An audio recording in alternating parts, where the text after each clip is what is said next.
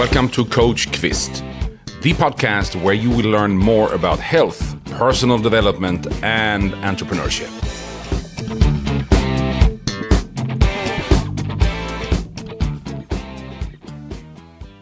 So it's 6 o'clock in the morning. The alarm goes off. You reach for your phone. You might put it on snooze. You might turn it off. You lay around, starting to think in your thoughts. You might be thinking about what happened yesterday. You might be thinking about what's going to happen during the day you have ahead of you. You might be thinking about trouble you have in your personal life. You might be starting to think about the weather. Basically starting to think the same thoughts you were having yesterday morning and the morning before. You reach for your phone. You start to scroll on social media. You're living in checking out other people's lives. You're starting to check out the news. You're starting to check out what's going on in the world and actually not paying attention about your own thoughts. You're somewhere else thinking about what's going on in the world or looking at someone else's life and not really trying to get the best start of your day. You wake up, you go out of the same side of the bed as you usually do.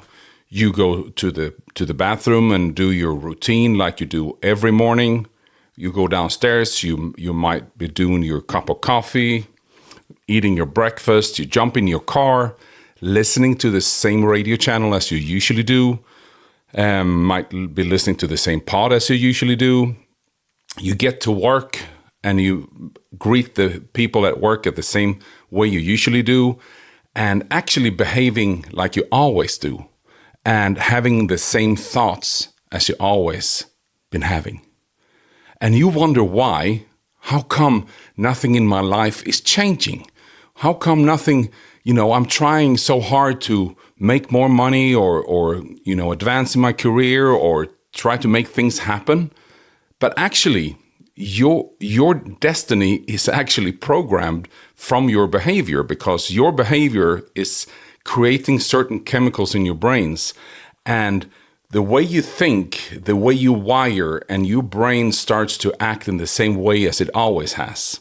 So there will not be a change if you keep on acting the same way as you have always done. You need to decide to actually change your behavior from the moment you start in the morning. Decide what thoughts to think. Decide what mood to be in. Decide to what you're grateful for and starting your day in the best possible way so that you can actually have a certain mood change. You can have new, better thoughts. And this is a programming thing that doesn't change overnight. This is something we really need to work on. And it takes time, but it's worth it because most people don't get any changes in life because they don't change the way they think. And if they don't change the way they think, they don't change the way they act. So let today be the day you give up who you've been and become who you want to be and who you would like to be and actually step up in your personal acting towards yourself. Because science has proven your brain translates every thought into a chemical equivalent. So negative thoughts not only affect the brain, but also the intestine. So our thoughts can make us sick. And it's not the way we think that it's only the thoughts only affect our brain. No, actually, anxiety, stress, or negative thoughts can, in various ways, impair the function of the intestine and thus, among other things, your immune system, since more than 70% of your immune system is in your gut. So working daily with your mindset can affect your health significantly more than most people can imagine. But our thoughts can also make us healthy. Change your thoughts and change your life. And this is what we have seen in recent years in several studies, that how the way we think can actually make us healthier, because you need to understand that your brain is the coolest, biggest, baddest chemistry factory there is. Because you probably all know about the placebo effect, that if you give someone a sugar pill or an infective pill, that pill actually can, if you believe in it, can make you healthy without having any certain chemicals in that pill. And how is that possible? Well, if you strongly believe in the pill you're taking and you're 100% sure that this is going to cure whatever you have, the chances are that your brain is going to produce those chemicals needed to get that certain effect. And at the same time, we can also see the opposite effect, what's called a nocebo effect. So when you have the nocebo effect, that you believe that you will get sick or you will get a certain problem or you will die, well, your brain is like the magic lamp. Your wish is my command. So we have seen in Asian tribes that when the medicine man puts a spell on someone and tells them they will die within 2 weeks most of the time. We see older couples that has been living together for many years, and certainly one of the partner dies and the other one quit living, give up life. And that other person, might die within a couple of weeks just from giving up living. So that's how powerful our brain is when it comes to produce certain chemicals. So if your thoughts can make you sick, then you need to understand that your thoughts can also make you well. So we need to take charge of the way we think, and we cannot start to have the behavior like I meet many people that says, well, this is how I am, I can't change. This is how I've always been.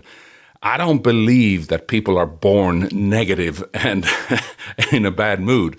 No, we need to understand that it's like a programming. And if it has been programmed, it can be reprogrammed. And it's a matter of making a decision. And we can change so many things in so many ways. The way we think, and therefore the way we act, and therefore the way certain chemicals are produced in our brain. So if we jump from the brain, like I said, there's a direct connection with our intestines.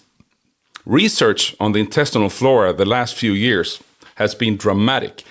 There has come out over 10,000 scientific studies only in the last year. More than one article every hour right now. And the coolest thing about the gut is that there is trillions of organisms in the gut. We have actually more bacteria and organisms in the gut than we have cells throughout our whole body. So when we talk about that the gut has its own life, that they call it the second brain, well, there's a reason for that. Because the intestinal flora is central to our health, and it has so many functions, and basically the intestinal flora rules our health. For example, if you think about how the gut function and what happens in the daily life of the gut, well, you put some food in your mouth and it goes down through your system and it comes down passing the stomach and it comes down to the small intestine. And the small intestine is about six meters long, and it's in several zigzag layers. So if you fold everything out, the small intestine is about 200 square meters, which is the equivalent of a tennis field. And if you just think about that size, and that's where the food is passing, and at the same time, there is only one layer of cells that is dividing what's going on, what's going through your gut, and keeping it from happening, going out in the bloodstream. So when you eat things you shouldn't be eating, like we know for the gut, as well as for many other reasons, like I have mentioned in other episodes of my podcast, sugar is like the number one killer today, and it causes inflammations, it causes damages in more ways than we can actually imagine. And if you're starting to get an inflammation in your gut from eating sugar, from eating wheat, or eating other things that our gut is not made for breaking down, well, we can get what's something it's called a leaking gut syndrome. And if we get a leaking gut, then, the parasites, the yeast, the the particles that we have in our small intestine can leak out into our bloodstream, and it can actually, affect the brain, and it can affect other organs. And we do not want to have that leaking gut syndrome, which is very, very common today because of the way we eat. And one of the things that happen in the gut is a substance called cytokines, the substance that in themselves are a good signal carrier, but which also stimulates inflammation in the body and can affect so that the blood-brain barrier is open, which basically means that we get a negative influence on the brain. This inflammatory process can make us reduce the production of our happy hormones. And inflammation can also affect the development of the brain. And if we look at today what science has proven, if we look at diagnoses like schizophrenia, autism, ADHD, Crohn's disease, ulcerative colitis, rheumatoid arthritis, Parkinson, and Alzheimer's, actually are all related to the gut. And there is so much that is happening in the research today. So I would say that, it's more obvious now than ever, and when we have all the facts on the table, that we need to take care of the gut if we want to stay healthy and if we want to have a good, high-quality life later on in life. And talking about the happy hormones, did you know that about 95% of the serotonin, which is the happy hormone, is actually produced in the gut? So people that suffer from depression or mentally not feeling good could be the cause of not enough production of serotonin. And when we go and ask for help, most of the time we get medicated, and the medication is not for the gut, it's for the brain. And it's not the brain that is the problem, it's the gut. And if we don't produce the serotonin, how can we be happy? So we need to understand that taking care of the gut, putting nutrients in the gut, putting good bacteria in the gut, feeding the gut fiber, and making the intestinal flora, the microbiome, grow and thrive, that will make us actually younger. And we're going to work on the anti-aging part of the body, starting in the gut. So if we look at the good bacteria, they actually counteracts the inflammatory process. And it helps the brain to produce a variety of substances that optimize brain function, mood, and much more. So if we look at the total amount of good bacteria, that is one factor. The diversity, we have about 170 to 200 different types of bacteria in the gut. And many health problems arise if the diversity decreases. And we need the best possible balance. Higher percentage of good bacteria and lower percentage of bad bacteria needs to be balanced so that we keep the bad bacteria low and the good bacteria high. And then this we can affect by adding probiotics to our diet, by eating food, both functional food with added probiotics, but also eating stuff like kimchi and things like that actually has that bacteria culture in it. So there is many ways that we can feed the gut with good bacteria, but we also need to know we need to put in prebiotics. And the prebiotics are the complex fibers. So a starch-rich, fiber-rich diet is something we really need to focus on if we want to keep a happy gut. Another example is the neurotransmitter in the brain called GABA, who is produced in one of the bacteria in the gut. So some bacterial strains have shown to suppress effects of anxiety, depression, and Alzheimer's. So that's another reason why we need to feed the gut with a good bacteria. Now, if we start to think about what we put in our gut, we need to start to look at, like, what should I eat? What should I think of when I put food in my mouth? Well, if we look at the future, I think we're going to see much more variety of many fibers. these high-fat diets that has been popular for the last few years are most of the time fairly not having. I mean, not having enough of the good fibers. The good fibers most of the time comes from the complex carbohydrates. We should not eat sugar or wheat or the refined carbohydrates, but we should eat complex carbohydrates that are absorbed in the bottom of the intestine. And that has shown also have an effect on our brain and actually makes us happier. Now, nutritional density should be high. So if we look at the modern diet today, we can see that most of the time the stuff that makes us sick and the stuff that makes us overweight is actually food that are rich in calories, but low in vitamins and nutrients. So nutritional density should be high, rich in vitamins, minerals, and good fats, and also polyphenols, which is like the secondary nutrients that we're going to see much more discussed in the near future, because we are starting to understand that these secondary nutrients that have been lost in the modern farming, because of we're trying to squeeze out as high production as possible. We are taking out new kind of breeds of plants that are more effective, but in that process and in the spraying of chemicals on our crops, we also lose some of these secondary nutrients, and it's something we really don't know right now how we're going to be affected from that, because we don't have all the answers how important these substances are in so many ways. And if we look at that part, we know for sure that when we do not get enough secondary nutrients, there is, for example, an secondary nutrient in tomatoes called lycopene. And if we look at an ordinary tomato that you buy in the grocery store today, basically most type of tomatoes don't have any lycopene anymore. And why is lycopene so important?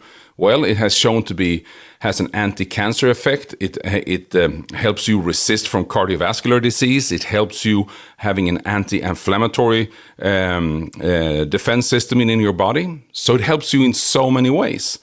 And now when we don't have the lycopene in our tomatoes anymore, in most of the tomatoes, you can still find them, and you need to Google to see what are the types of tomatoes that are still having the lycopene and where can I find them. And also then you need to, thirdly, also need to look at how has they been grown in that actually tomato that you're getting. So these secondary nutrients called polyphenols are so interesting to look into in the future, what research are going to show. The question always pops up in this discussion: do we need supplements? Well, if we look at the number, the two big problems we have with our food today is that we have a problem with over-farming that prevents valuable nutrients being replenished into the soil. That's one of the big problem. But also pesticides and insecticides further reduce the nutrients profile of our food. And today we can see that the soil contains up to 80% less nutrients than it just did a few decades ago, resulting in less nutrients in our food. Because if we don't have the nutrients in the soil, how are we going to have the nutrients in our food?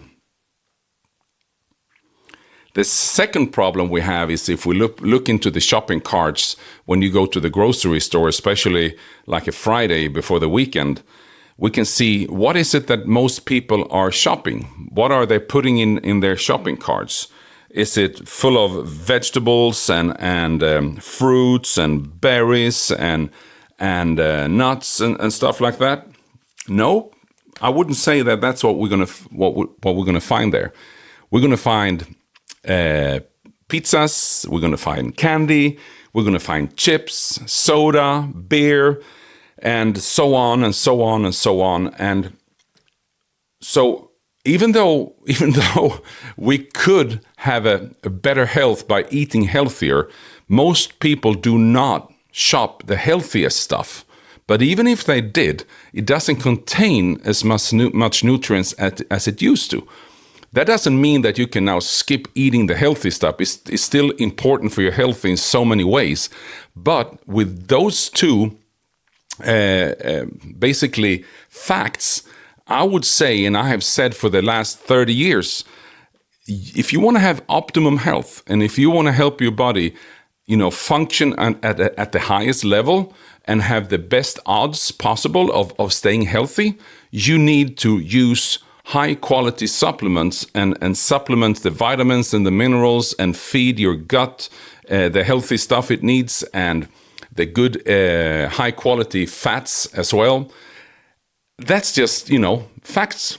And I studied nutrition for 2 years and I have worked in the health area for 30 years. And for me, there is no logic of saying we do not need any supplements. For me, it's like so obvious that we cannot, have our eyes closed for that anymore. So that's just the way it is. And will we survive without them? Yeah, probably. Can we still have a high life expectancy? Probably. Can we have increased the quality of life and especially have a better health and a better, stronger immune system, a better functional body by supplementing? Probably. There's too many factors and too many facts that are pointing in that direction. And that's what I've been saying for the past 30 years, and it hasn't changed because of the way the food looks like and the way our behavior looks like. Now, when it comes to the brain, I would like to put some interesting thoughts when it comes to exercising, for example, and how that affects the brain. And when we use the muscles, what happens? Well, the number one function of your body is to carry your brain, because your brain is controlling your body. So your body is protecting the brain in so many ways, and that brain is so fragile, and we really need to take care of it in the best possible ways. But how can we do to actually get the brain to stay healthier? Well, there's been a lot of research coming out the last few years when it comes to stress and exercise. How important it is for not only our heart and our muscles to exercise, but for our brain to cope with stress, especially when we have that constant stress we have in the modern society, where we sit in an office or we sit in a car, we sit still in meetings, and we have that stress inside of us that are building up the cortisol in our body, and we're getting an unbalanced hormonal system. To actually on a daily basis exercise is going to help not only your heart and your muscles and your system, but it will help your brain to actually cope with stress. So that is super, super important. But also when we exercise, if we look at the function of the brain, we can see that daily exercise gives you better focus, gives you better feeling of happiness, gives you a better memory, gives you better creativity, and it slows down aging. So in all those things, you need to think about, isn't that what life is about? To be happy, to have the possibility of staying focused for a long time and having a brain that is with me my whole life. That's where exercise comes in and play a big role, big role. But we can also see when it comes to genetics and what's called epigenetics. And when it comes to that part, we know today that when it comes to genetics, there is a function that we call epigenetics, that we can shift the way that our genes act. We can turn them off and turn them on by our lifestyle. So if we look at, for example, epigenetics effects on exercise, long walks with deep breathing give a double oxygen of the blood and a large energy supplement. Thus, the body spontaneously healing of various injuries is accelerated. We can also see when women who have never moved and they start to an exercise program in their 40s with fast half-hour walk for four times a week, after a couple of months, they have the same risk of heart attacks as those who have exercised their whole life. So, in other words, if you're like around your 40s and you haven't exercised before and you're starting to having 4 30-minute brisk walks a week, and within a couple of months you have lowered your risk of heart disease dramatically. And when I always talk to people, there's so many times that I hear people say, well, now it's too late. I have never exercised. Why should I start? And when you start to change your behavior, you start to, give your genes the opportunity to turn on or turn off, which basically means that you can lower your risks of several different diseases in so many ways. Research has also shown that every percentage you increase muscle mass, you can spend a couple of years on life expectancy. So by building up your muscle mass basically means that you can add a couple of years in life. So the connection between life expectancy and the muscles is tremendous. And also we can see that people that goes to the gym and actually exercise their muscles with strength training increase their memory, increase their capability of focusing. So there's a direct connection between the muscles and the brain as well. 3 hours of exercise a week makes a biologically 10 years younger in the body than if you do not exercise. Physical activity can also give double bonus. It both counteracts depression and increases the level of happiness in the body. So by actually moving and exercising, you are affecting the brain and your mood and the feeling of happiness, which basically means that now your body is strong. You can have a higher life quality at an older age, and you have a brain that function with you, which basically means that you can live a high quality of life for many years and die healthy late in life. When your body is finished, it's finished. But you don't have to spend the last 10, 15, 20 years with a lowering life quality for each year that goes by and living off medications that are just suppressing different symptoms because of the lifestyle you're having. These are some thoughts that I have about the connection between the brain, the gut, the muscles, and back to the brain again. I hope that you get inspired by some of these advice and some of these things I'm talking about. And my deepest wish is that this actually helps you do some changes that will affect your life quality and creates a better life for you. And maybe you tell a friend about this podcast and they will listen and they will change. That's my passion. That's what I'm all about. And I hope this gave you some serious inspiration for better health. Take care, my friends.